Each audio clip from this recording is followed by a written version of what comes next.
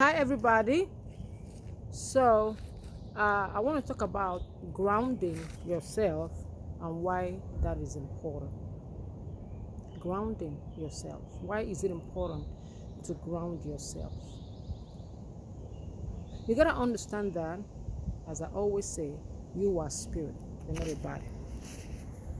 You are a spirit in a body. Okay? So, grounding yourself simply means grounding your spirit in your body. Okay, because ultimately you are only as strong as your spirit is. You are only as sound as your spirit is, ultimately.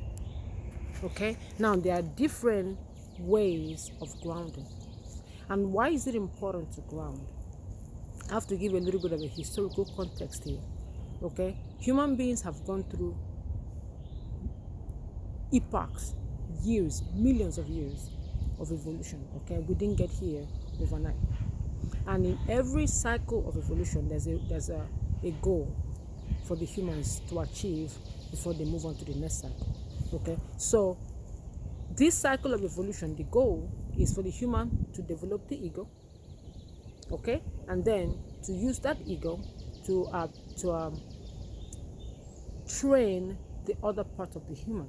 For instance, using your ego to train your body, learning how to control your body using your ego. Your ego is the highest aspect of the human, because your ego is your spirit. You are only able to say I because you are an individual. You are only able to say I because you have an ego. Without an ego, you don't have an I. Without an ego, you're going to feel like you're part of the group and you can't say I, because without the ego, there's no individuality. It's the ego that makes you an individual. Okay? And so the role of this fifth post-Atlantis epoch is for us to ground our spirit in our bodies. Grounding is almost like looking at a tree. Okay? A tree can survive any type of storm if its root is deep, deep, deep down in the soil. If the root is shallow, any strong wind will knock it over and will fall. Same thing with humans. Okay, same thing with humans.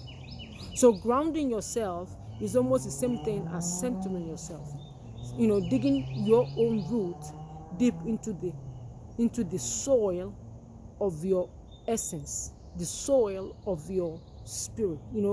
Grounding yourself into yourself. Does this make sense? So now there are different ways of doing this. Meditation, if done right, okay, because there's a wrong way to meditate and there's a right way to meditate. I'm not a big meditator, I should be, but I'm not. And I'm going to tell you why. Well, one of the reasons that I have other ways to ground myself, other ways that I use. Meditation, the way it's practiced, which is them asking you, like if you listen to any meditation app or if you go to any meditation class, which I will never go to begin with, but if you go to any meditation class or if you listen to any meditation app, they talk about, they create these images in your mind, on your head, and they allow you to almost project out of yourself and go into this other place where everything is serene. It's like you play music and they tell you, and they paint this picture in your mind about you being in this beautiful, luscious green place, and there's water flowing and you're relaxed. It takes you outside of yourself into an image where you almost as if you escape into.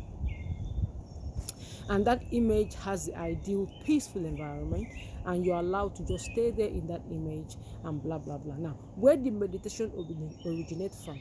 It originated from the Eastern, and the Eastern culture. The reason why is that right after the destruction of Atlantis, the Indians, not the Indian as a people right now, but the Indian culture was the first culture to emerge. Okay, prior to the destruction of Atlantis, humans did not have physical senses. We did, but it wasn't as developed as it is today. Everything physical was still foggy. Humans were still more aware of the spiritual. They interacted more with the spiritual than they did with the physical. Okay? And so it was now time for humans to get more into the physical. So the epoch of Atlantis ended. And so the Indian era, or the Indian epoch came out after that. But because they came from a time where they were more aware of the spirit than they were of the physical, they rejected the physical. They called the physical Maya. They called it an illusion. They did not want to have anything to do with it. So meditation was their way of going back to what they were familiar with, which is spirit.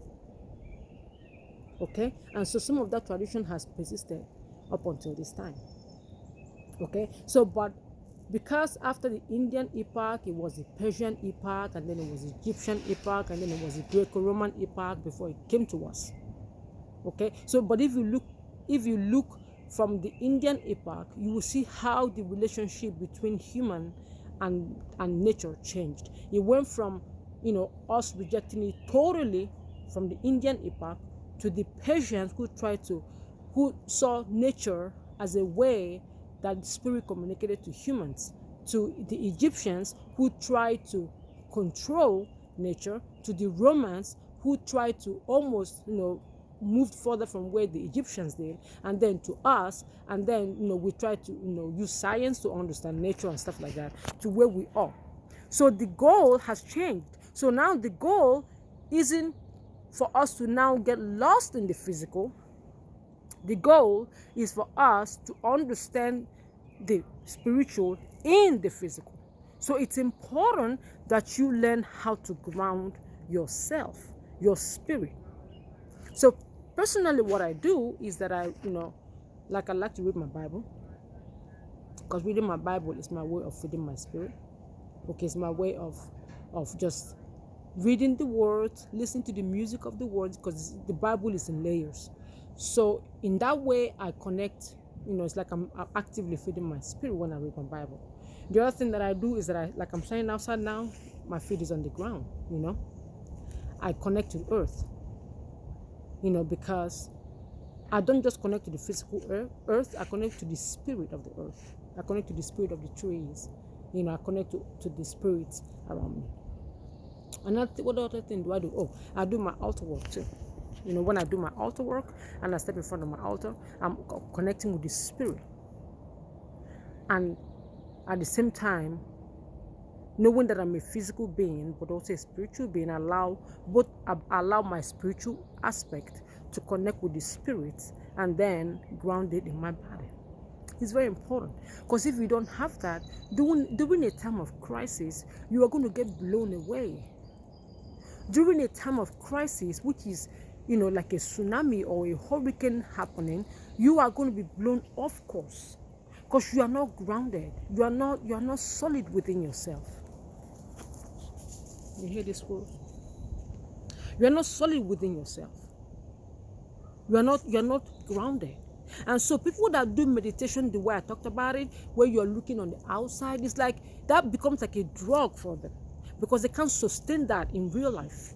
They only are that way when they are in that meditative state. When they're not meditating, they don't feel centered. The right way to meditate is to look inward, not to look outward. Is to look within. So when you're sitting and you're breathing and you're centering yourself, you are not looking out, imagining things. You are looking within, connecting with the I, with your spirit within. So in that way, once you learn the practice of connecting within, right, you ground yourself, versus you always trying to create this oasis in your mind where you can escape to, that is not grounded in reality or in the reality of who you are. Does that make sense? Find the way that works for you. There's no one size fits all. Find the way that works for you. But it's important in these times and in the times coming that you are solidly grounded. Otherwise, you are not going to survive. Mentally, psychically, you're not going to survive. Okay?